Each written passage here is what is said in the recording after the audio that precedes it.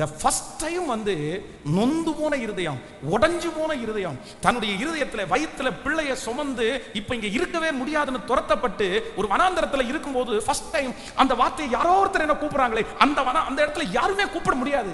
Abraham கூப்பிட முடியாது, சாராய் கூப்பிட முடியாது, சொந்தக்காரங்க யாருமே. அந்த இடத்துல ஆகாரே அப்படின்ற ஒரு சத்தம் வருது. அந்த சத்தமே அந்த வார்த்தையை அவங்க இருதயத்தை நிறைய பண்ணிச்சு. அடுத்து இன்னொரு வார்த்தை கேட்குது, நீ எங்கே இருந்து வருகிறாய், எங்கே. இந்த வார்த்தை வந்து ஆகாருடைய இருதயத்தை உடைச்சிருச்சு. ஏன் தெரியுமா?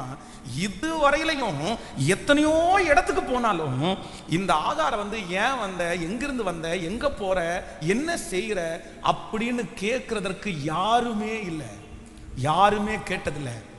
தன்னுடைய நாச்சியார் சாராய் வந்து இந்த ஆகார கடினமாய் நடத்தும் போது அவன் கூட எகிப்திலிருந்து வேலைக்கு வந்த நிறைய பேர் ஏன் எஜமாட்டி அம்மா உன்னை மட்டும் திட்டுறாங்க அப்படின்னு யாரும் கேட்கல. ஏன்னா அப்படி கேட்டாங்கன்னா சாராயினுடைய கோபம் அவங்க மேல போயிருக்கும். ஆபிரகாம் கூட கேட்கல, யாருமே கேட்கல. ஆனா இப்போ ஆண்டவர் வந்து என்ன கேட்கிறாருன்னா, நீ எங்கே இருந்து. ஏன் ஆண்டவருக்கு தெரியாதா ஆகார் எங்க இருந்து வர்றான்னு? கர்த்தருக்கு தெரியாதா? எங்க போறான்னு மனசுல டிசைட் பண்றதுக்கு ஆண்டவருக்கு தெரியாதா? இவ்வளவு காரியத்தை செய்த ஆண்டவர் இதை கண்டுபிடிக்க மாட்டாரா? இந்த வார்த்தையை அந்த இடத்துல அவர் எதுக்கு சொல்லணும்? ஏன் அந்த இடத்துல நீ எங்க இருந்து வர்ற, நீ எங்க போற அப்படின்னு எதுக்கு கேட்கணும்? நான் என்ன நம்புறேன் அப்படின்னு சொன்னா ஒரே ஒரு ரீசன். இந்த ஆகார் தன்னுடைய பிரச்சனைய, தன்னுடைய போராட்டத்தை, தன்னுடைய வலிய இதுவரையிலையும் யார்கிட்டையுமே பகிர்ந்து கொள்கிற அளவிற்கு ஒரு ஸ்பேஸ், ஒரு இடம் யாருமே தரல, யாருமே தரல. இவங்க வலிய போய் பேசுற அளவுக்கு சாரா இல்ல, இவங்க வலிய பேசுற அளவுக்கு ஆபிரகாம் இல்ல, இவங்க கடந்து போகிற பாதைய பேசுற அளவுக்கு கூட வேலை செய்யறதுக்கு ஒருத்தருமே இல்லை. இப்ப எல்லா பிரச்சனையும், எல்லா வருத்தத்தையும் மனசுக்குள்ள போட்டு போட்டு போட்டு குமுறி குமுறி குமுறி என்ன கேட்கறதுக்கு யாருமே இல்லை. நான் செத்தாலும் பொழைச்சாலும் யாருமே என்ன கேட்க மாட்டாங்க. அதனால ஒரு டிசைட் பண்ணுவோம், எதுக்கு நம்ம இங்க இருந்து சாகுறோம், பேசாம இந்த வீட்டை விட்டு போய் செத்துடலான்னு தன்னுடைய வீட்டை விட்டு கிளம்பும் போதுதான் ஒரே ஒருத்தருடைய சத்தம் மட்டும் வருது, ஆகாரே. ஒரே ஒருத்தருடைய சத்தம் மட்டும் வருது, நீ எங்க இருந்து வர்ற, நீ எங்க. அப்போ இந்த ஆகார் என்ன நினைச்சிட்டாங்க அப்படின்னு சொன்னா, நான் ஒண்ணு நினைக்கிறேன், இதுவரைக்கும் யாருமே என்ன கேட்டதில்லை, இதுவரைக்கும் யாருமே என்ன கேட்டதில்லை. ஆனா இப்ப ஒரே ஒருத்தர் மட்டும் கேட்கிறாரு, நீ எங்க இருந்து வர்ற.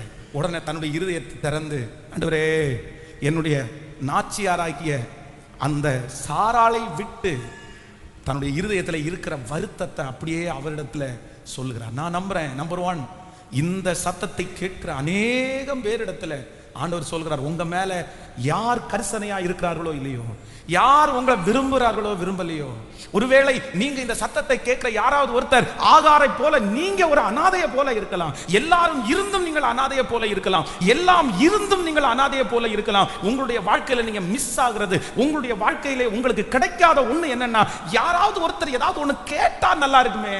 என் பிரச்சனையை கேட்க மாட்டாங்களா?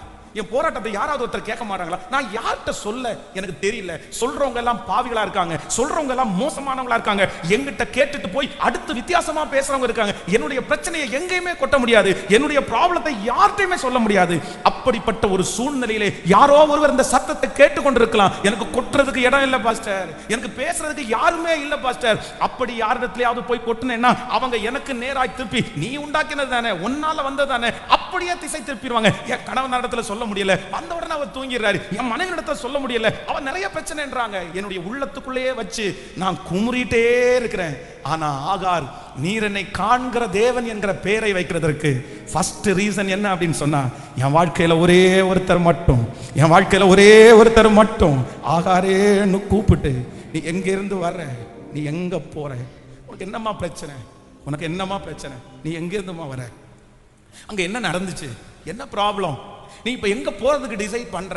இந்த வார்த்தையை கேட்ட உடனே, நீர் என்னை காண்கிற, என்னை காண்கிறவரை நானும் இவ்விடத்தில் கண்டேன் என்று சொல்லி அவருக்கு, நீர் என்னை காண்கிற தேவன்.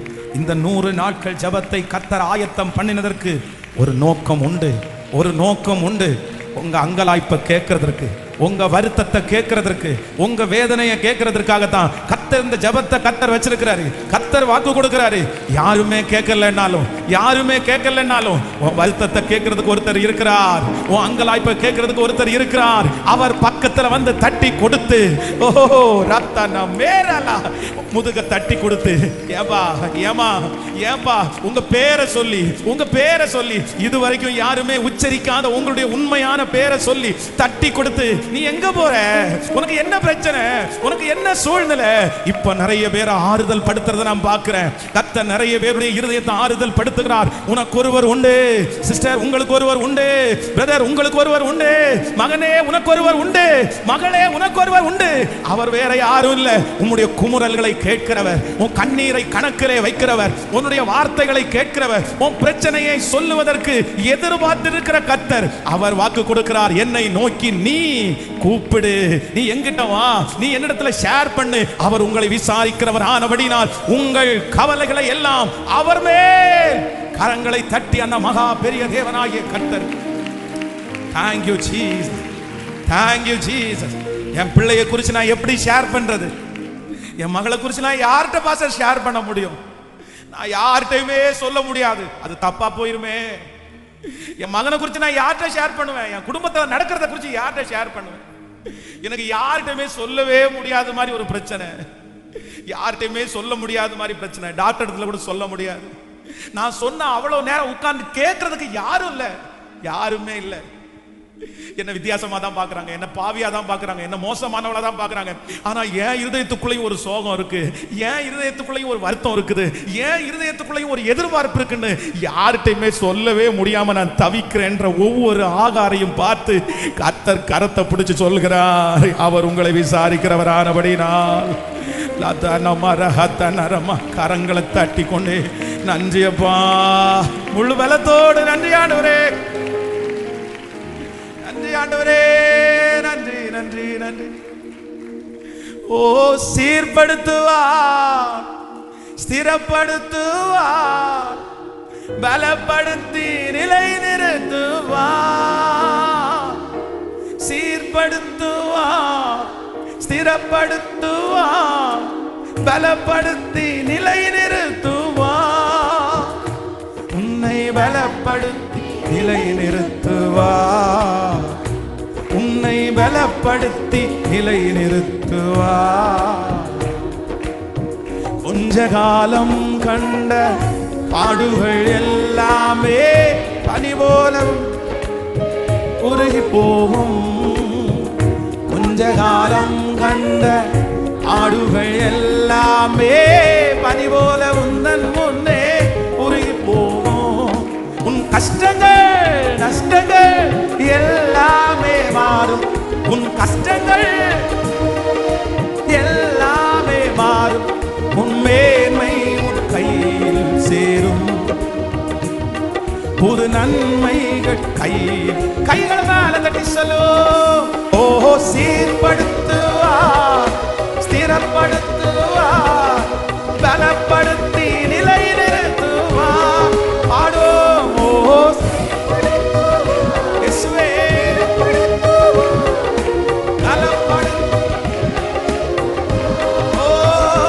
உன்னை பலப்படுத்தி நிலை நிறுத்துவார், உன்னை பலப்படுத்தி நிலை நிறுத்துவார்.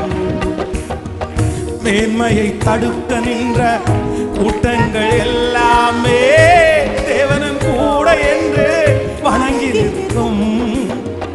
மேன்மையை தடுக்க நின்ற கூட்டங்கள் எல்லாமே தேவனும் கூட என்று வணங்கி நிற்கும். உன்னை பகைத்தவர் தண்டிட்ட காயங்கள் மாறும், உன்னை பகைத்தவர் தண்டிட்ட காயங்கள் மாறும். உன் மேன்மை உன் கையில் சேரும், உன் மேன்மை உன் கையில் சேரும். கைகளை மாறதடி. ஓ சீர்படுத்துவார், ஸ்திரப்படுத்துவார், பலப்படுத்தி நிலை நிறுத்துவார். சத்தமாய் சொல்லு இயேசுவே, இப்போ இப்போ இப்போ இப்போ இப்போ பலப்படுத்தி. ஓ உன்னை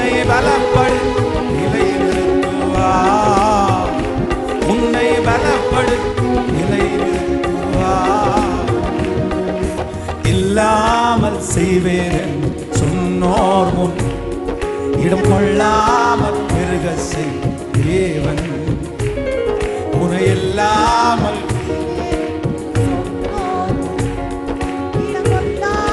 பெருக செய் தேவன் நேராகும் வாய்ப்பில்ல உன் வாழ்வை சீராகமா வருவாரே நேராகும் வாய்ப்பில்ல உன் வாழ்வை சீராக மாற்றிட ஓ சீர்படுத்துவா ஸ்திரப்படுத்துவா பலப்படுத்தி நிலை நிறுத்துவா கைகள் மேல தட்டி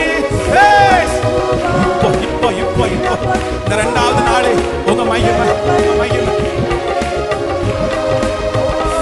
உன்னை பலப்படுத்தி நிலை நிறுத்துவா உன்னை பலப்படுத்தி நிலை நிறுத்துவா திரும்ப சொல்லுவோம் ஓ சீர்படுத்துவா ஸ்திரப்படுத்துவா பலப்படுத்தி நிலை இயேசுவே இயேசுவே இயேசுவே இயேசுவே இயேசுவே இயேசுவே இயேசுவே கிருபை ஓ என்னை பலப்படுத்தி நிலை நிறுத்துவா என்னை பலப்படுத்தி நிலை நிறுத்துவா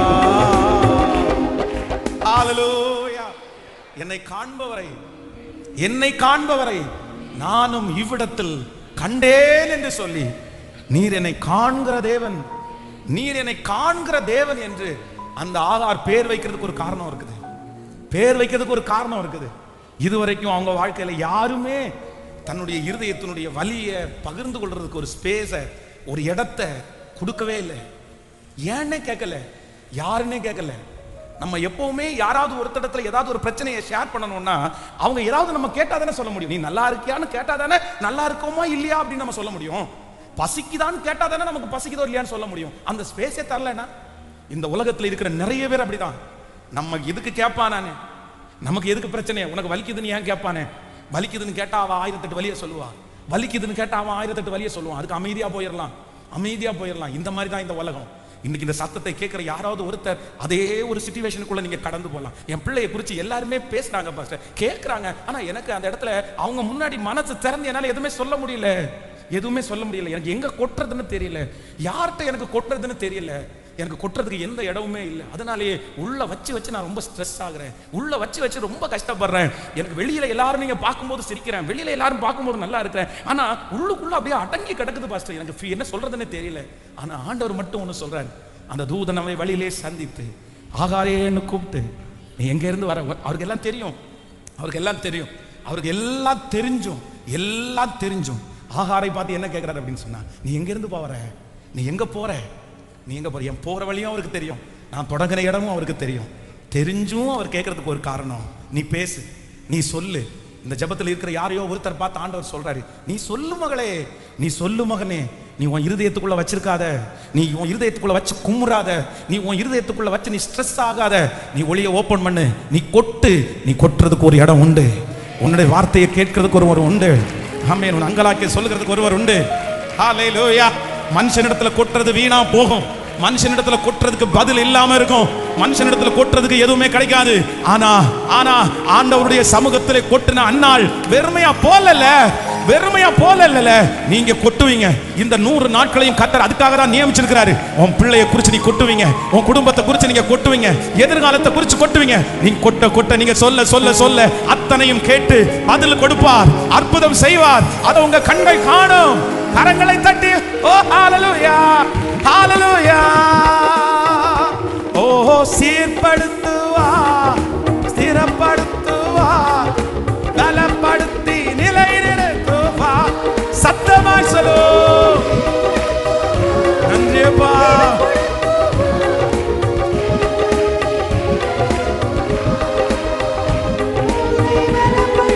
நிலை நிறுத்துவா, என்னை பலப்படுத்தி நிலை நிறுத்துவா.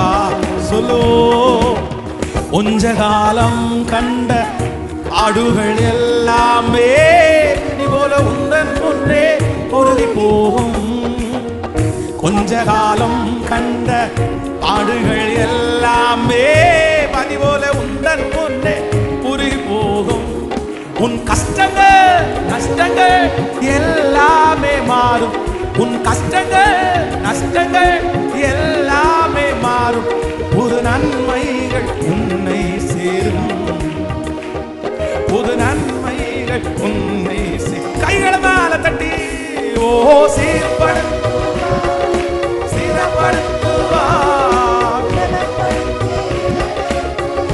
இயேசுவே நன்றியப்பா, நன்றியப்பா, நன்றி ஆண்டவரே. என்னை பலப்படுத்தி நிலைநிறுத்துவார். நம் தனம் ஒரு கொட்டுங்க, அவர்கிட்ட சொல்லுங்க, உங்க ஆசையை சொல்லுங்க, உங்க விருப்பத்தை சொல்லுங்க, உங்க மனசுல இருக்கிற எல்லாத்தையுமே சொல்லுங்க, எல்லாத்தையுமே சொல்லுங்க. இயேசுவேன்னு கூப்பிட்டு சொல்லுங்க. அம்மா சொல்லுங்க, உங்களுக்கு சொல்றதுக்கு ஒரு ஸ்பேஸ். சிஸ்டர் நீங்க சொல்லுங்க, ஏசாப்பட்ட சொல்லுங்க, சொல்லுங்க. நான் வேற எங்கப்பா போவேன்? நான் வேற யார்கிட்டப்பா சொல்லுவேன்? வேற யார்கிட்டையும் சொல்ல முடியாதுப்பா, வேற யார்கிட்டையும் சொல்ல முடியாதுப்பா. நான் உங்கள்கிட்ட சொல்றாண்டவரே, நான் உங்கள்கிட்ட சொல்றாண்டவரே, நான் உங்கள்கிட்ட சொல்றாண்டவரே, நான் உங்கள்கிட்ட சொல்றாண்டவரே. எங்க பிரச்சனையை வேற மனுஷனிடத்துல சொல்லி என்ன ஆண்டவரே பலன், என்ன பிரயோஜனம்? ஹல்லேலூயா. கைகளை உயர்த்தி ஒரு ஹல்லேலூயா சொல்லுங்க. ஆமென். 2003 வருஷத்துல வேதாகம கல்லூரியினுடைய கடைசி லாஸ்ட் இயர், தேர்ட் இயர் படிக்கும்போது ஒரு பயங்கரமான ஒரு ஸ்ட்ரகிளான ஒரு பாதைக்குள்ள நான் கடந்து போனேன். ரொம்ப வருத்தமான ஒரு பாதைக்குள்ள கடந்து போனேன். என்னமோ தெரியல, அந்த காலேஜில் எனக்கு வார்டனா இருந்த அந்த வார்டனுக்கு என்ன சுத்தமா பிடிக்கவே இல்லை. காரணமே இல்லாம என் மேல ரொம்ப கோவப்பட ஆரம்பிச்சிட்டாரு. எல்லா பழியும் என் மேல போட ஆரம்பிச்சிட்டாரு. நான் என்ன செஞ்சாலும் தப்பா போகிற மாதிரி ஆரம்பிச்சு. ஸோ நான் ஒரு சின்ன ஏதாவது மிஸ்டேக் பண்ண அப்படின்னு சொன்னா என்ன தண்டிக்கிறத விட்டுட்டு என் கூட படிச்ச 12 பேரையும் தண்டிக்க ஆரம்பிச்சிட்டாரு. அந்த 12 பேருடைய கோவம் என் மேல அப்படியே திரும்பிடுச்சு. நீ ஒன்றும் பண்ணாத, நீ பண்றனால தான் நாங்கள் இந்த மாதிரி, நான் ஏதாவது தப்பு பண்ணேன்னா அவங்கள வேலை செய்ய வச்சிருவாரு. அவங்க அத்தனை பேரும் என் மேல கோவப்படுவாங்க. ஸோ இப்படியே கொஞ்சம் கொஞ்சமா எல்லாருமே என்கிட்ட பேசுறத குறைச்சிட்டாங்க. வார்டனுடைய கோவம் என் மேல இருக்குது. அவங்ககிட்ட நம்ம ரொம்ப ஃப்ரெண்ட்ஷிப்பா இருந்தா நமக்கும் சேர்ந்து பிரச்சனை ஆயிரும் அப்படின்னு சொல்லி அந்த தேர்ட் இயர் படிக்கும்போது எல்லாராலையும் என்னமோ தெரியல ரொம்ப ஒதுக்கப்பட்டு ஒரு தனி ஒரு பர்சனா மாற்றப்பட்டேன். 35 பேர் ஸ்டூடெண்ட் இருக்கிறாங்க. அந்த 35 பேர்ல நான் மட்டும் என்னமோ தனியாக டிராவல் பண்ற மாதிரி ஃபீல் பண்ணேன். என்ன பார்த்தாலே நிறைய பேர் ஓடுவாங்க, என்ன பார்த்தாலே நிறைய பேர் இவங்க கூட சேர முடியாது, அவங்க கூட பேச முடியாதுன்ற ஒரு சூழ்நிலைக்கு என் மன அளவில் ரொம்ப தள்ளப்பட்டேன். கரெக்டாக இரவுல 10 மணிக்கு பைபிள் காலேஜுடைய லைட்டை ஆஃப் பண்ணுவாங்க. ஸோ யாருக்குமே தெரியாமல் மொட்டை மாடி ஒரு சின்ன ஒரு ஏணி மட்டும் வச்சிருக்கோம். மொட்டை மாடிக்கு போகக்கூடாது, அது வந்து தவறு. அங்கே வந்து அந்த மாதிரி மொட்டை மாடிக்காவது போனாங்கன்னா ஃபைன் போட்டுருவாங்க. ஆனால் எல்லாரும் தூங்குனதுக்கு பிற்பாடு தூங்குறதுக்கு அந்த கொஞ்சம் நேரம் தான் கிடைக்கும். ஆனால் அந்த நேரத்தில் கூட வேற வழி இல்லாமல் யார்கிட்ட சொல்றேன்னு தெரியும், யார்கிட்டயாவது சொல்லலான்னு பார்த்தா எல்லாருமே ஒதுங்கி போக ஆரம்பிச்சாங்க. என்னுடைய பிரச்சனையை ஷேர் பண்ணவே முடியல. பைபிள் காலேஜில் படிக்கும்போது எல்லாருக்குமே லெட்டர் வரும், எனக்கு மட்டும் லெட்டர் வராது. எங்கள் அம்மாட்ட என்ன ஷேர் பண்ண முடியாது, அப்பாட்ட ஷேர் பண்ண முடியாது. பாஸ்டர் வருவார் 3 மாதத்துக்கு ஒரு டைம், என்ன தவிர எல்லாத்தையுமே அவர் பேசுவார். நான் அவருடைய பையனாக இருக்கிறனால நல்லா இருக்கியார் மட்டும்தான் அவரை கேட்க முடியும். அவர் ஒரு டிஸ்டன்ஸாக இருந்துட்டார். அப்போது மொட்டை மாடியில் போய் வெறும் அந்த சிமெண்ட் தரைக்கு மேலே அப்படியே முழங்கால் படிட்டு என் இருதயத்தில் இருக்கிற எல்லாவற்றையும் அப்படியே கொட்டுவேன். நான் அப்படியே அழுது கொட்டுவேன். பாசமாக ஒரு செல்ல தாயின் இடத்துல ஒரு பிள்ளை கொட்டுறது மாதிரி கொட்டுவேன், ஒரு ஃப்ரெண்ட் இடத்துல கொட்டுறது மாதிரி கொட்டுவேன். நான் இப்படி இருக்கிறேன் ஏசப்பா, நான் இப்படி இருக்கிறேன் ஏசப்பா. எல்லாரும் என்ன ரொம்ப வெறுக்கிறாங்க, எல்லாரும் என்ன தூக்கி போகிறாங்க. ஆனால் எனக்கு ஒன்று தெரியும், உங்கள் பாசம் எனக்கு ரொம்ப பிடிச்சிருக்குது, நீங்கள் எனக்கு போதும், உங்களை எனக்கு ரொம்ப பிடிக்குது, எனக்கு இந்த கஷ்டமெல்லாம் ஒன்றும் பெருசாக தெரியல அப்படின்னு ஆண்டவரை ரொம்ப பேம்பர் பண்ணி பண்ணி பண்ணி ஏசப்பாட்ட பேசி பேசி பேசி எல்லாத்தையும் அப்படியே கொட்ட ஆரம்பித்தேன். நிறைய கொட்டினேன். அப்படியே இவங்க எல்லாரும் அப்படியே எப்படா இரவு 10 மணி வரும் அப்படின்னு நினைப்பேன். மொத்தத்தையும் அன்னைக்கு நடந்தது எல்லாத்தையும் மனசில் வச்சுக்குவேன். அன்னைக்கு நடந்ததெல்லாம் எனக்கு வலியா இருக்கும். அந்த 10 மணி வந்த உடனே மொட்டை மாடியில் போய் அப்படியே அழுது கொட்டிடுவேன். அப்படியே நாட்கள் அப்படியே தாண்டி அந்த தேர்ட் இயர் படித்து முடிக்க போகிறோம். ஸோ எனக்கு என்ன நடந்துச்சுன்னே தெரியல. அதே பைபிள் காலேஜில் வார்டன் அப்படின்னு ஆகிறதுக்கு தகுதியே இல்லை. எந்த வார்டன் வந்து என்னை எதிர்த்தாரோ, எந்த வார்டன் என்னை கார்னர் பண்ணாரோ, எந்த வார்டன் வந்து என்கிட்ட பேசுற அத்தனை பேருக்கும் பனிஷ்மெண்ட் கொடுத்தாரோ, அந்த வார்டனுடைய சாவியை, அந்த வார்டனுடைய ஃபைல், அதை மொத்தத்தையும் என் கையில் கொடுத்து என்னை விட நீ பெஸ்டா பார்ப்பேன்னு சொல்ற அளவிற்கு கர்த்தர் ஒருவரையே கொடுக்க வைத்தார். ஆண்டவர் அந்த இடத்துல என் தலையை கர்த்தர் உயர்த்தினார். கர்த்தர் என்னுடைய எல்லாத்தையும் வெறும் கேட்கிறவர் மட்டும் இல்ல, கேட்டுட்டு அமைதியா போறவர் மட்டும் இல்ல, பதில் கொடுக்கிறவர்ன்றத அவர் அங்கேயே நிரூபிச்சிட்டார். வாலிப தம்பி நீ ஓடு, வாலிப தங்கச்சி நீ ஓடு. சிஸ்டர் நீங்க கொட்டுறதுக்கு ஒரு இடம் இருக்குது, நீங்க சொல்றதுக்கு ஒரு இடம் இருக்குது. அந்த இடம் அழிக்காது, அந்த இடம் மறக்காது. அந்த இடத்துல வந்து உங்களுக்கு பதில் வராம இருக்காது. அந்த இடத்துக்குள்ள போற யாரும் வெட்கமா திரும்பி வர மாட்டாங்க. அந்த இடத்துல கண்ணீரோடு போறவங்க களிப்போட திரும்பி வருவாங்க. அந்த இடத்துல வெறுமையா போறவங்க ஆசீர்வாதத்தோட திரும்பி வருவாங்க. இந்த 100 நாட்களையும் கர்த்தர் அதுக்காக தான் வச்சிருக்கிறாரு. நீ என்னை நோக்கி கூப்பிடு, நீ என்னை நோக்கி கூப்பிடு, நீ என்னை நோக்கி கூப்பிடு. உன் பிள்ளையை பற்றி வேற யார்ட்டையும் சொல்ல வேண்டாம். கர்த்தர் சொல்றாரு, என்கிட்ட சொல்லு மகளே. உன் குடும்பத்தை பற்றி வேற யார்ட்டையும் சொல்ல வேண்டாம். கணவரை பற்றி யார்ட்டையும் சொல்ல வேண்டாம். மனைவியை பற்றி யார்ட்டையும் சொல்ல வேண்டாம். நீ என்கிட்ட சொல்லு. இது வரைக்கும் உன் வாழ்க்கையில எத்தனையோ காரியத்தை மனுஷனிடத்துல சொல்லாம என்கிட்ட சொன்னதுனால நானே உனக்கு செஞ்சிருக்கேன்ல, நானே கர்த்தரே உங்களுக்கு செஞ்சிருக்கிறார்ல. அந்த தேவன் தான் இன்றைக்கு சொல்றாரு, இது வரைக்கும் உங்களுக்கு செய்ய முடியுமானால் இனியும் உங்களுக்கு செய்வதற்கு கர்த்தர் வல்லவர். ஹல்லேலூயா. நீர் என்னை காண்கிறதே. அந்த பேரை வைக்கிறதுக்கு இப்படி ஒரு பின்னணி இருக்குது. மனசார அப்பாவை பார்த்து என்னை காண்கிறவரை நானும் இவ்விடத்திலே கண்டேன் என்று சொல்றதுக்கு முதல் ரீசன் என்ன அப்படின்னு சொன்னா, என் லைஃப்ல என்னுடைய எல்லா பாரத்தையும், என்னுடைய எல்லா கவலையும், என்னுடைய எல்லா தடுமாற்றத்தையும் ஷேர் பண்றதுக்கு ஒரு ஸ்பேஸ், ஒரு இடத்தை கொடுத்தது யார் அப்படின்னா, நான் ஆராதிக்கிறேன் என்னை தேடி வந்த கர்த்தர். ஹல்லேலூயா. நம்பர் 2, இரண்டாவதாக இந்த ஆகார், இந்த அடிமை பெண்ணுக்கு ஆண்டவர் அவள் மேல வச்ச அன்பு வந்து எனக்கு ரொம்ப ஆச்சரியமா இருந்துச்சு. நீங்க வாசிக்கலாம். சோ 7வது வசனத்தை வாசிக்கலாமா? 16ஆம் அதிகாரம் 6வது 7வது வசனத்தை வாசிக்கலாம். ஆமென். அதற்கு ஆபிரகாம் சாராயை நோக்கி, இதோ உன் அடிமை பெண் உன் கைக்குள் இருக்கிறாள், உன் பார்வைக்கு நலமானபடி அவளுக்கு செய் என்றார். அப்பொழுது சாராய் அவளை கடினமாய் நடத்தினபடினால் அவளை விட்டு ஓடி போனாள். கர்த்தருடைய தூதனானவர் அவளை வனாந்தரத்திலே சூருக்கு போகிற வழி அருகே இருக்கிற நீரூற்றண்டையிலே கண்டு. கவனிங்க, இப்ப என்ன நடக்குது அப்படின்னு சொன்னா, ஆபிரகாம் வந்து சொல்லிட்டாரு, சரி அப்படியா, உனக்கு பிரச்சனையா இருக்கிறாளா, எனக்கெல்லாம் ஒண்ணும் தெரியாது, நீ என்ன பண்ணாலும் பண்ணிக்கோ அப்படின்னு சொன்ன உடனே இந்த சாராய் வந்து கடினமாய் நடத்தின உடனே இந்த ஆகார் என்ன பண்றாங்கன்னா ஒரு முடிவு எடுக்கிறாங்க. என்ன முடிவு எடுக்கிறாங்க அப்படின்னு சொன்னா, இனி இந்த வீட்டுல நம்ம இருக்க கூடாது. எத்தனையோ சூழ்நிலையை சகிச்சு அந்த வீட்டில் இருந்தாங்க. இவங்க ஒரு அடிமை பெண்ணு, எத்தனையோ கஷ்டத்தை பார்த்தாங்க, எத்தனையோ அவமானத்தை பார்த்தாங்க. ஆனா அந்த எஜமாட்டி அம்மாவுடைய வீட்டுல இருந்து போகணும் அப்படின்னு எல்லாம் தோணல. ஆனா என்னமோ தெரியல, இப்போ வந்து வயிற்றுல குழந்தையோட இருந்தா கூட, இதுக்கு முன்னாடி குழந்தை இல்லை, இதுக்கு முன்னாடி எந்த கமிட்மெண்ட்டும் இல்லை, இதுக்கு முன்னாடி சரீரம் அவங்களுக்கு பெலனா இருந்துச்சு, இதுக்கு முன்னாடி சின்ன வயசா இருந்தாங்க. ஆனா அந்த டைம்ல எத்தனையோ பிரச்சனை, எத்தனையோ திட்டு, எவ்வளவு ப்ராப்ளம், அதுல எதுலையுமே அவங்க வீட்டை விட்டு ஓடணும்னு முடிவு பண்ணல, இங்க இருந்து போலான்னு முடிவு பண்ணல. ஆனா இப்ப என்ன தெரியுமா, வயிற்றுல குழந்தை இருந்தா கூட இல்ல இல்ல இல்ல நம்ம வந்து இனி என்ன பண்ணக்கூடாது அப்படின்னு சொன்னா, இனி இந்த இடத்துல இருக்க கூடாதுன்னு முடிவு பண்ணிட்டு கிளம்பிட்டாங்க. கிளம்பி எங்க போயிட்டாங்க அப்படின்னு சொன்னா, கிட்டத்தட்ட குடியிருக்கிற இடத்தை தாண்டி இப்போ வனாந்தரத்துல போயிட்டாங்க. வனாந்தரத்துல இவங்க டிராவல் பண்ண ஆரம்பிச்சாங்க. இவங்களோட டெஸ்டினேஷன் அப்படின்னா, இவங்களுடைய முடிவு எங்க அப்படின்னா, இவங்க சூருக்கு போகிற அந்த வழி, அந்த வழியா போய் இவங்க அடுத்த ஊர் எகிப்திற்கு போறாங்க. நீங்க வந்து அந்த பைபிள்ல இருக்கிற மேப்ல பாத்தீங்க அப்படின்னு சொன்னா, இவங்க இருக்கிற அந்த இடத்திற்கும் அகைன் வந்து எகிப்திற்கும் பாத்தீங்க அப்படின்னு சொன்னா, அதற்கு இடையில வந்து ஒரு மிகப்பெரிய பாலைவனம் இருக்குது, ஒரு மிகப்பெரிய வனாந்தரம் இருக்குது. சோ இந்த வனாந்தரத்துல இவங்க டிராவல் பண்ண ஆரம்பிச்ச உடனே இப்ப என்ன பண்றாங்கன்னா, அங்கே ஒரு நீரூற்றை பாக்குறாங்க, ஒரு கிணறு இருக்குது. பொதுவா வந்து டிராவல் பண்றவங்க அந்த இடத்துல உட்கார்ந்து தண்ணி குடிச்சிட்டு அந்த இடத்துல போவாங்க. இப்போ இந்த இடத்துல கொஞ்ச நேரம் உட்கார்ந்து தண்ணியை குடிச்சிட்டு அகைன் ரிட்டர்ன் அடுத்த டிராவல் அவங்க ஆரம்பிக்க போறாங்க.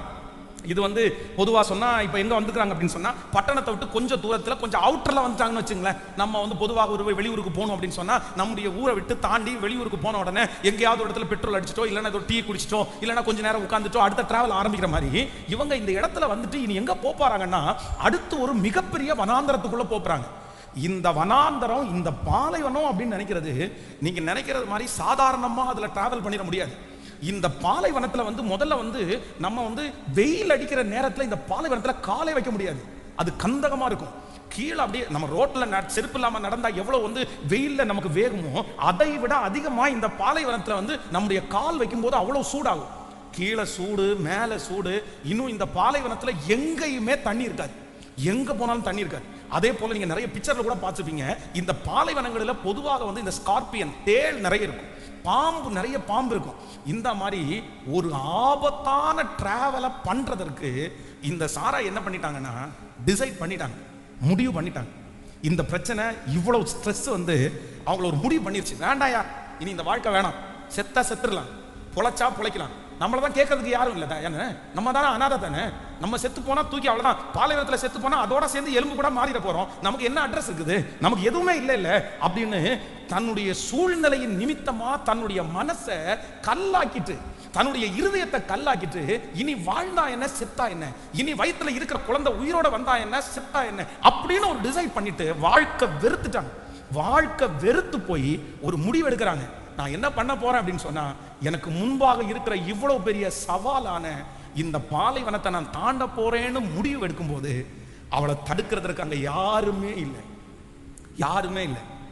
நமக்கு ஒரு சொந்தக்காரங்களா இருந்தா, நம்முடைய பிள்ளை வந்து நம்மளை வீட்டை விட்டு வெளியே போறேன்னு சொன்னா நம்ம என்ன பண்ணுவோம், உட்காரு, ஏன் மனைவி வெளியே போன நினைச்சா, கணவன் வெளியே போன நினைச்சா, ஏங்க வாங்க ஒரு சாரி கேட்டு, சரி பரவாயில்ல தப்புதாமா, இல்ல தப்புதாயா வாங்கயா அப்படின்னு கூப்பிட்டு நம்ம நிறைய பேர் அந்த மாதிரி முடிவெடுக்கிறதுக்கு விட மாட்டோம். எங்க அப்பா வந்து ஒரு நாள் குடிக்கிற டைம்ல வந்து எங்க அம்மா ஏதோ ஒன்று சொல்லிட்டாங்க. சொன்ன உடனே எங்க அப்பாவுக்கு ரொம்ப கோவம் வந்துச்சு. உடனே நான் சூசைட் பண்ணணும்னு முடிவு பண்ணிட்டாரு எங்க அப்பா. எங்க அப்பா ஏதாவது ஒரு முடிவு எடுத்துட்டாருன்னா அந்த முடிவில் ரொம்ப ஸ்ட்ராங்கா இருப்பார், மாற மாட்டார். எங்களுக்கு நிறைய தெரியும். எங்க அப்பா ஒரு பாட்டில் எடுத்துட்டார் கையில. எங்க ஊர்ல வந்து அன்னைக்கு வந்து ஆசிட் குடிச்சு நிறைய பேர் சாவாங்க.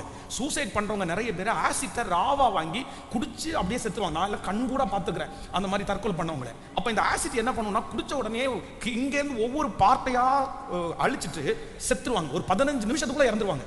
ஃபுல்லா வாமிட்டு, ஃபுல்லா ஒவ்வொரு பார்ட்டா வரும். அந்த மாதிரிலாம் நான் பாத்துக்கிறேன். அப்ப எங்க அப்பா ஒரு டிசைட் பண்ணிட்டாரு, கையில வந்து பாட்டில் எடுத்துட்டாரு.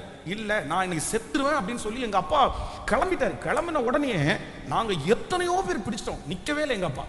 என்னென்னமோ பண்ணிட்டோம், நிக்கல. எங்க அப்பா எல்லாரையும் உதறி தள்ளிட்டு, ரொம்ப பலசாலி எங்க அப்பா, எல்லாத்தையும் உதறி தள்ளிட்டு இன்னைக்கு நான் சாவேன் செத்துருவேன் அப்படின்னு போன உடனே எங்களுடைய ஏழைய அக்கா அவங்க என்ன பண்ணிட்டாங்கன்னா, பின்னாடியே ஓடுனாங்க எங்க அப்பா பின்னாடி. எங்க அப்பாவுக்கு அவளை ரொம்ப பிடிக்கும். அவ போய் காலில் பிடிச்சி கெஞ்சி எனக்காக எனக்காக எனக்காக சொல்லி கிட்டத்தட்ட 1 கிலோமீட்டர் பக்கம் வரைக்கும் எங்க அக்கா அவருக்கு பின்னாடியே அழுதுட்டே போய் அவ அழுகையை கேட்டு எங்க அப்பா மனம் மாறி இனி சாக மாட்டேன் அப்படின்னு சொல்லிட்டு திரும்பி வந்தார். அப்ப அவரை வருந்தி அழைச்சி, இன்னைக்கு எங்க அப்பா உயிரோட இருக்கார். ஆனா இங்க ஒரு ஆகார் இருக்காங்க. இந்த ஆகார் வந்து, நான் இந்த வீட்டை விட்டு போறேன், நான் வனாந்தரத்துக்கு போறேன், அந்த வனாந்தரத்துல என்ன நடக்கும்னு எனக்கு தெரியாது, அந்த பாலைவனத்துல என்ன நடக்கும் எனக்கு தெரியாது அப்படின்னு ஒரு முடிவெடுத்து தன்னுடைய வாழ்க்கையை வெறுத்து போய் இனி செத்துறணும், இனி உயிரோட இருக்க கூடாது, இனி என்ன நடந்தா என்ன அப்படின்னு நினைக்கும் போது வேதம் சொல்லுது, யாருமே தடுத்து நிறுத்தாத போது ஒரே ஒருத்தர் மட்டும், வேதம் சொல்லுகிறது, அவளை வழியிலே கண்டு, கர்த்தருடைய தூதனானவன் அவளை வனாந்தரத்திலே சூருக்கு போகிற வழி அருகே இருக்கிற நீரூற்றண்டையிலே கண்டு, சாராயின் அடிமை பெண்ணாகிய ஆகாரே நீ எங்கே இருந்து வருகிறாய்? இந்த ஆகார், நீர் என்னை காண்கிற தேவன் என்கிற பேரை அப்பாவுக்கு எதுக்கு வச்சாங்க தெரியுமா? எதுக்கு வச்சாங்க தெரியுமா? கேட்கறதுக்கு யாருமே இல்லைல்ல, தடுத்து நிறுத்துறதுக்கு யாருமே இல்லைல்ல.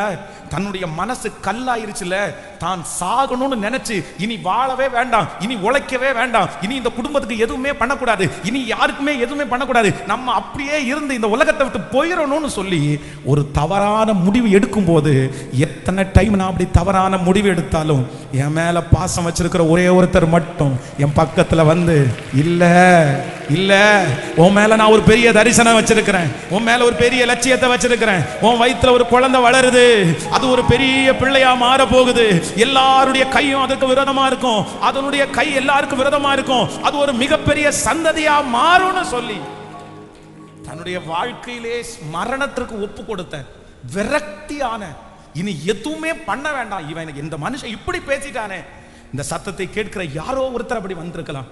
உங்களை பார்த்து தான் ஆண்டவர் சொல்லுகிறார், நீங்க அவருக்கு தேவைன்றதுக்காக தான் இந்த 100 நாள் ஜபத்தை ஆரம்பிச்சு இந்த 2வது நாள் உங்களை சந்திக்கிறார். நீங்க வனாந்தரத்துல போகிற வழியில ஆண்டவர் சந்திக்கிறார், நீங்க இடையில போகிற வழியில ஆண்டவர் சந்திக்கிறார். ஏமாற்றத்தை பார்த்து சோர்ந்து போறவனை கர்த்தர் இன்னைக்கு சந்திக்கிறார். வாழ்க்கையை வெறுத்து போய் நிக்கிறவங்களை கர்த்தர் இன்னைக்கு சந்திக்கிறார். எனக்கு இவ்வளவு பெரிய துரோகம் பண்ணிட்டாங்க பாஸ்டர், இவ்வளவு பெரிய மனைவி இவ்வளவு துரோகம் பண்ணிட்டாளே, என் கணவன் இவ்வளவு துரோகம் பண்ணிட்டாரு, எனக்கு வேணாம், எனக்கு இந்த வாழ்க்கை வேணாம், எனக்கு எதுவுமே சாதிக்க வேண்டாம், எனக்கு வேண்டாம். யாரோ ஒருத்தருடைய மனசு அப்படி இருக்கு. நான் விட்டுட்டேன் பாஸ்டர், எல்லாத்தையும் விட்டுட்டேன், நான் ஜெபம் பண்றதை விட்டுட்டேன், நான் சாதிக்கணும்னு நினைக்கிறத விட்டுட்டேன், எனக்கு மனசே விட்டு போயிருச்சு. இவ்வளவு பேசுறதுக்கு அப்புறம் என் பிள்ளைக்காக நான் உழைச்ச என்ன பிரயோஜனம்? இவ்வளவு பேசுனதுக்கு அப்புறம் என் குடும்பத்துக்காக நான் இன்னும் என்ன பிரயோஜனம்? என்னமோ தெரியல, என் மனசை விட்டுட்டேன். ஆகார மாதிரி நானும் ஒரு டிசைட் பண்ணி, இனி உயிரோடு இருந்தா என்ன, செத்தா என்ன, சாப்பிட்டா என்ன, தூங்கினா என்ன, அப்படி நாளுக்கு நாள் உங்களையே வருத்தி கொள்ளுகிற ஒரு சிலர் கர்த்தர் இடையில சந்திச்சு, இல்லப்பா நீ எனக்கு வேணும், நீ ஜீவனோடு வேணும், நீ உயிரோடு வேணும், யாருமே தடுத்து நிறுத்தாட்டாலும் நீ என்ன வேணாலும் பண்ணிக்கொண்டு யாரு சொன்னாலும், உன்னுடைய வாழ்வை யாரும் விரும்பட்டாலும், கர்த்தர் இன்றைக்கு வாக்கு கொடுக்கிறார். நீ வாழணும்னு கர்த்தர் விரும்புகிறார். நீங்க வாழணும்னு ஆண்டவர் விரும்புகிறார். இந்த பிரச்சனையின் மத்தியிலே நீங்க சாதிக்கணும்னு ஆண்டவர் விரும்புகிறார். இந்த போராட்டத்தின் மத்தியில நீங்க நிக்கணும்னு கர்த்தர் விரும்புகிறார். இவ்வளவு அவமானத்தின் மத்தியிலையும் கர்த்தர் சொல்லுகிறார், நீ தெரிந்து கொண்ட பாத்திரம். மனைவிக்கு உணர்வு இல்லாட்டாலும், கணவனாருக்கு உணர்வு இல்லாட்டாலும், உன்னை அழைச்ச தேவனுக்கு, ரத்தத்தை சிந்தின தேவனுக்கு உங்க மேல ஒரு பெரிய பாசம் உண்டு. நம்புறவங்க கைகளை மேல தட்டி முழு வெள்ளத்தோடு என்னை சீர்படுத்துகிறவர் நல்ல கரங்களை முழு வெள்ளத்தோடு தட்டி என் மேல ஒரு நேசமா இருக்கிறார். ஹல்லேலூயா. உங்க பாவத்தின் நிமித்தமா ஒருவேளை வாழ்க்கை வெறுத்திருக்கலாம், நீங்க செய்த தவறின் நிமித்தமா ஒருவேளை நீங்க உங்களை வெறுத்திருக்கலாம். ஆனா உங்களை வெறுத்த ஒவ்வொருத்தருக்கும் இன்னைக்கு கர்த்தர் சந்திக்கிறார். தன்னை வெறுத்த ஒவ்வொருத்தரையும் கர்த்தர் சந்திக்கிறார். தங்களுடைய சரீரத்தை வெறுத்த ஒவ்வொருத்தரையும் கர்த்தர் இன்னைக்கு சந்திக்கிறார். இனி வாழ்ந்த என்ன பிரயோஜனம், இனி இருந்த என்ன பிரயோஜனம், என்னை எடுத்துக்கங்க ஆண்டவரேன்னு கூட நீங்க ஜெபம் பண்ணி இருக்கலாம். எடுத்துக்கங்க ஆண்டவரேன்னு கூட ஜெபம் பண்ணி இருக்கலாம். நான் ரொம்ப அப்செட் ஆயிட்டேன் பாஸ்டர், நான் இந்த பிரேயருக்கு வரவே கூடாதுன்னு தான் நினைச்சேன், நான் இந்த பிரேயர் அட்டெண்ட் பண்ண கூடாதுன்னு தான் நினைச்சேன். ஆனா இன்னைக்கு எதேர்ச்சியா ஒருவேளை நீங்க அட்டெண்ட் பண்ணிட்டு இருக்கலாம். உங்க மனசு முழுக்க தற்கொலை பண்ணி செத்துறணும்ன்ற ஒரு முடிவுக்கு வந்துடலாம். உங்க மனசு முழுக்க இனி இந்த உலகத்தை வாழவே கூடாதுன்னு நினைச்சு வந்திருக்கலாம். உங்க மனசு முழுக்க இனி நான் சம்பாதிக்கவே கூடாது, இனி இந்த குடும்பத்துக்காக உழைக்கவே கூடாது, இனி இந்த பிள்ளைகளுக்காக பாடுபடவே கூடாது, இனி எதையுமே செய்யக்கூடாதுன்ற ஒரு முடிவுக்கு வந்திருக்கலாம். ஆனா ஆவியானவர் மட்டும் உங்களை வழியிலே சந்தித்து, இந்த 2வது நாள் சந்தித்து, இல்ல இல்ல இல்ல, உன் மேல ஒரு திட்டத்தை கர்த்தர் வச்சிருக்கிறாரு, உங்க மேல ஒரு நோக்கத்தை கர்த்தர் வச்சிருக்கிறாரு. நீங்க சாகும்படியாய் அழைக்கப்பட்டவர்கள் அல்ல, நீங்க வாழும்படியாய் அழைக்கப்பட்டவர்கள். நீ போக வேண்டிய தூரம் வெகு தூரம், நீ பண்ண வேண்டிய பிரயாணம் இன்னும் நிறைய இருக்குது.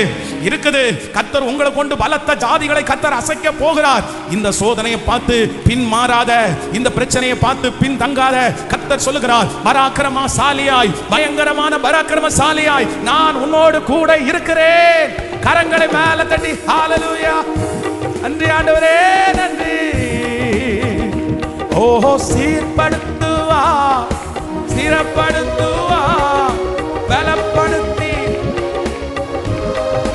ஓஹோ சீர், கைகளை மேல தட்டி இயேசுவே. ஓ உன்னை பலப்படுத்தி, உன்னை பலப்படுத்தி நிலை நிறுத்துவார். சொல்லோ, மேன்மையை தடுக்க நின்ற கூட்டங்கள் எல்லாமே தேவனும் கூட என்று வணங்கி நிற்கும். மேன்மையை தடுக்க நின்ற கூட்டங்கள் எல்லாமே தேவனும் கூட என்று வணங்கி நிற்கும். உன்னை பகைத்தவர் தந்திட்ட காயங்கள் மாறும், உன்னை பகைத்தவர் தந்திட்ட காயங்கள் மாறும். உன் மேன்மை உன் கையில் சேரும், உன் மேன்மை உன் கையில் சேரும். கைகளை மேல தட்டி சொல்லுவோம், ஓ சத்தமாய் பாடு.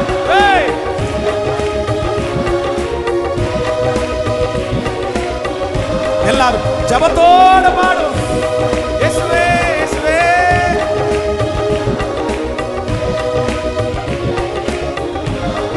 ஹல்லேலூயா. என்னை பலப்படுத்தி, ஓ என்னை பலப்படுத்தி நிலை. திரும்ப திரும்ப சொல்லுவோம், ஓ சீரப்படுத்துவா, பலப்படுத்தி நிலை நிறுத்துவா. இயேசுவே. கிருப கிருப கிருப கிருப கிருப கிருப கிருப கிருப. ஓ என்னை பலப்படுத்தி, ஹல்லேலூயா, நிலை நிறுத்துவா. ஹல்லேலூயா. கைகளை உயர்த்தி ஹல்லேலூயா. எப்படி வேணாலும் போட்டும், என்ன வேணாலும் பண்ணட்டும் அப்படின்னு பெத்த அம்மாவே கை கழுவும் போது, பெத்த அப்பாவே கை கழுவும் போது, கட்டின கணவன் கைவிடும் போது, இத்தனை நாட்களும் உதவி செய்த சாராய் வந்து போ போ, எப்படி வேணாலும் போ, எப்படி வேணாலும் போ, என்ன வேணாலும் போ அப்படின்னு உதறி தள்ளும் போது, தனக்கு தான் யாருமே இல்லை அப்படின்னு இந்த இந்த ஃபீலை கொஞ்சம் நீங்க நினைச்சு பாருங்களேன். எனக்கு இந்த வசனத்தை வாசித்து எனக்கு தியானிக்கும் போது ஆண்டவர் மேல இருக்கிற அன்பை நினைச்சு அப்படியே கண்ணீரே வந்துருச்சு. விட்டுருக்க வேண்டியதானே, விட்டுருக்க வேண்டியதானே. இந்த ஆகார் வந்து இறந்து போறதுனால யாருக்கு நஷ்டம், யாருக்கு நஷ்டம்? ஆபிரகாம் நினைக்கிறான் எனக்கு ஒரு நஷ்டம் இல்லை, போயிரு. சாராய் சொல்ற எனக்கு என்ன நஷ்டம், போயிரு, நீ இல்லைன்னா இன்னொரு வேலைக்காரி, இன்னொரு யாருக்குமே நஷ்டம் இல்லை. ஸோ ஒருவேளை இந்த புள்ள செத்து போயிடுச்சு அப்படின்னு சொன்னா யாராவது ஒருத்தர் இந்த மாதிரி ஒரு புள்ள செத்து போயிச்சாமே அப்படின்னு கேட்குற அளவுக்கு யாராவது இருக்காங்களா? நோ, யாருமே இல்லை. வழியில் ஒருவேளை செத்து கிடந்துச்சுன்னா, இறந்து போய் கிடந்துச்சுன்னா அநாத பணம்னு எழுதும். இது அநாத பணம், தூக்கி எங்கேயாவது அடக்கம் பண்ணுங்க. ஆனால் ஒரே ஒருத்தருக்கு மட்டும் என்ன உண்டு அப்படின்னு சொன்னா, ஒரே ஒருத்தருக்கு மட்டும் கரிசனை உண்டு. ஒரே ஒருத்தருக்கு மட்டும் கரிசனை உண்டு. ஆனால் தப்பு பண்ணது என்னமோ ஆகார் தான். தப்பு பண்ணது ஆகார் தான். நாச்சியார் இடத்துல அடங்கி இருக்காதது ஆகார். இந்த பிரச்சனைக்கு காரணமே அவதான். கொஞ்சம் அடங்கி போயிருக்கலாம், கொஞ்சம் தாழ்ந்து போயிருக்கலாம், ஆசீர்வாதம் கிடைச்ச உடனே கொஞ்சம் ஆடாம இருக்க, அந்த மாதிரிலாம் இருந்திருக்கலாம்ல. இது எதுவும் செய்யாம தப்புன்னு தெரியாமலே தனக்கு அந்த காரியம் வரும்போது அப்படியே செஞ்சவங்க இவங்க தான். தண்டனைக்குரியவங்க தான், தண்டனைக்குரியவங்க தான். உலகம் அப்படிதான், தண்டனைக்குரியவங்கள தான் பார்க்கும். ஆனா நான் உயிரோடு இருந்து யாருக்கு என்ன பிரயோஜனம் அப்படின்னு நினைச்சு நான் கிளம்புறேன்னு சொல்லும்போது ஆண்டவர் மட்டும். ஆனா இன்னைக்கு யாரோ ஒருத்தர் இடத்துல கர்த்தர் நேருக்கு நேர் என்கவுண்டர் பண்றதை நான் ஃபீல் பண்றேன். கர்த்தர் நேருக்கு நேர் பேசுறாரு. என் கணவனாருக்கு நான் இருந்து பாரம் தான் பாஸ்டர், என் மனைவிக்கு நான் இருந்து பாரம் தான் பாஸ்டர். எனக்கு என்னமோ அன்லக்கி மாதிரி எனக்கு தெரியுது. என்னோட இருதயத்தை நான் கல்லாக்கிட்டே இருக்கேன் பாஸ்டர், கல்லாக்கிட்டே இருக்கேன். எனக்கு எது மேலேயும் நாட்டமே இல்லை, எனக்கு எது மேலேயும் விருப்பமே இல்லை. வர வர வர என்னோட இருதயம் ரொம்ப கடினமாயிருச்சு. நான் யாருக்கு என்ன செய்து என்ன பிரயோஜனம் பாஸ்டர்? நான் அழுது என்ன பிரயோஜனம் பாஸ்டர்? நான் ஜெபிச்சு என்ன பிரயோஜனம் பாஸ்டர்? நான் சமைச்சு கொட்டி என்ன பிரயோஜனம் பாஸ்டர்? ஒண்ணுமே இல்லை பாஸ்டர்.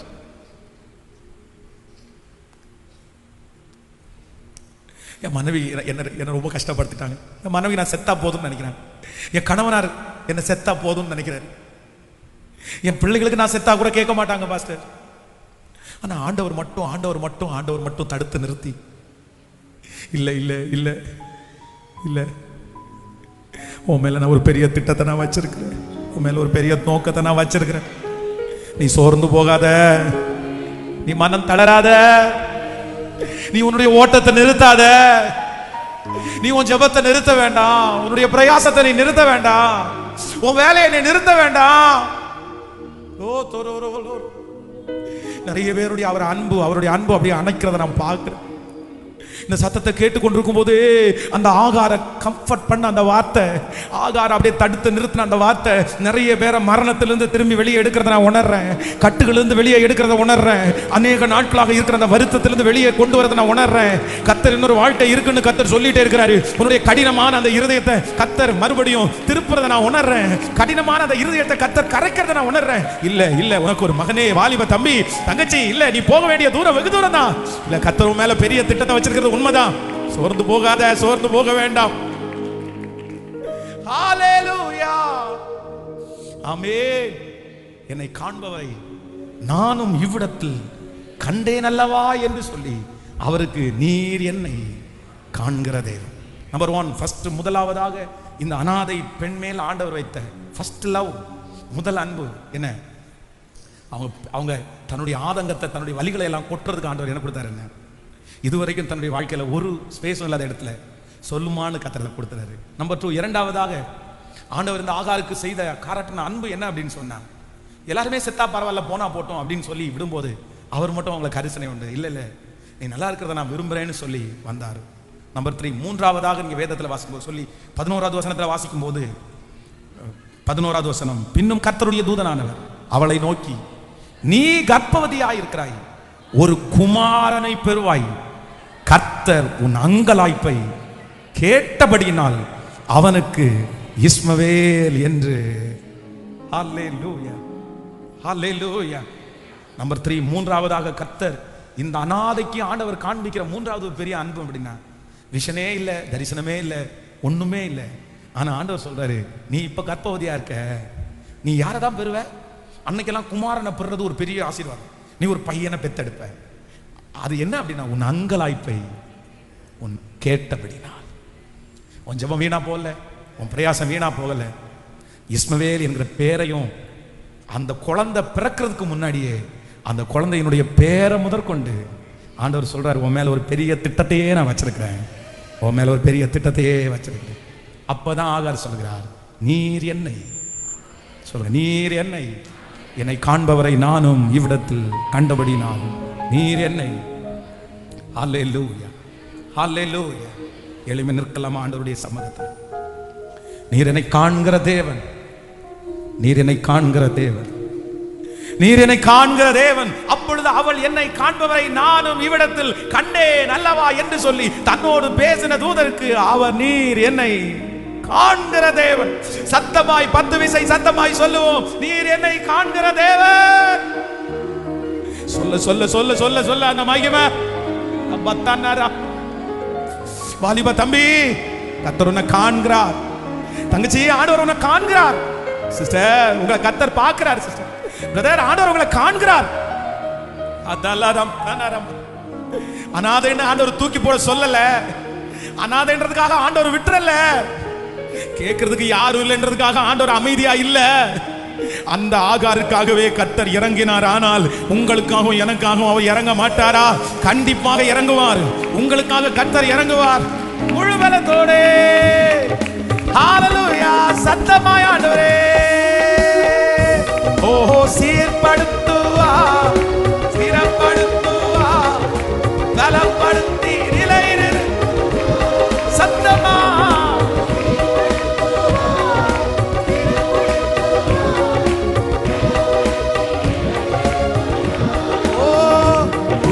பலப்படுத்தி.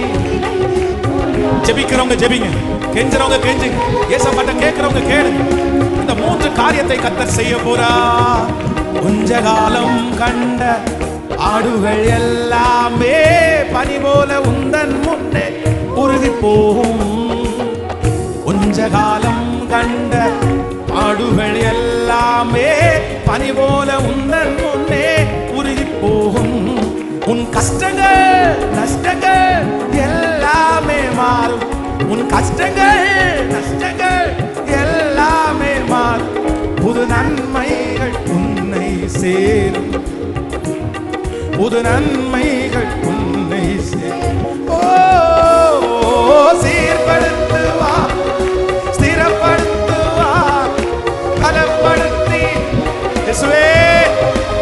இப்போ அந்த தகப்பனார் மேல, தாயார் மேல, இந்த ஜெப குறிப்பை ஜெபிக்கிறவங்க மேல இப்போ கத்தி ஜெபம் பாடணும் இல்ல, எல்லாரும் பாடணும். ஜெபிக்கிறவங்க ஜெபிங்க, ஏசப்பான்னு கூப்பிடுறவங்க கூப்பிடுறவங்க, பாடுறவங்க பாடுங்க, கெஞ்சுறவங்க கெஞ்சுங்க.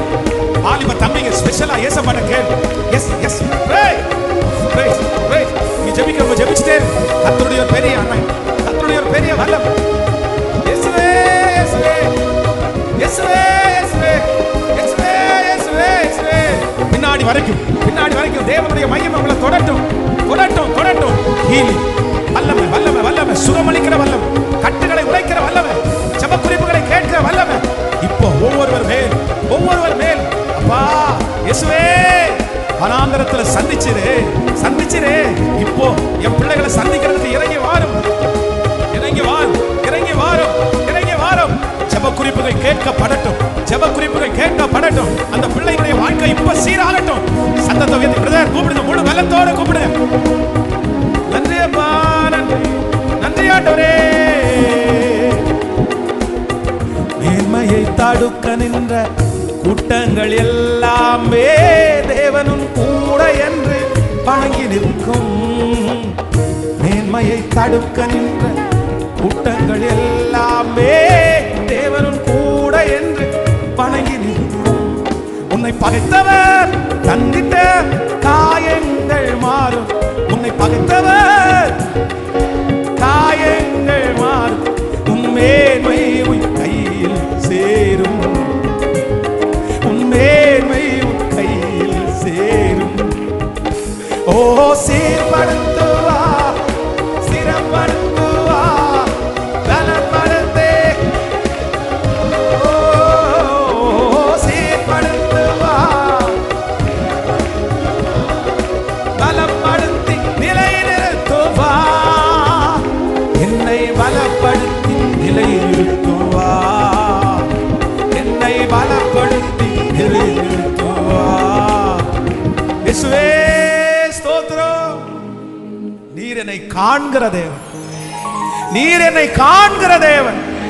என்னை காண்பவரை நானும் இவ்விடத்தில் கண்டேன். Thank you Jesus. இந்த 2வது நாளில் உங்க மகிமை எங்க எல்லாரையும் தாங்கினதற்காக நன்றி அப்பா. இந்த சத்தம் எந்தெந்த வீடுகளில் தொனிக்கப்படுகிறதோ, எந்தெந்த காதுகளில் தொனிக்கப்படுகிறதோ, இப்ப லைவ்ல அட்டன் பண்ணிட்டு இருக்கும் போதே இந்த சர்ச்சினுடைய சத்தம் அவங்க காதுல தொனிக்கும் போதே திருச்சபையில இருக்கிற மக்கள் மட்டும் இல்ல, எந்த ஊர்ல இருந்தாலும் எந்த தேசத்துல இருந்தாலும் கண்மலையை பிளக்கிற உங்க வார்த்தை அற்புதத்தை கொண்டு வர போகிறதற்காய் ஸ்தோத்திரம்.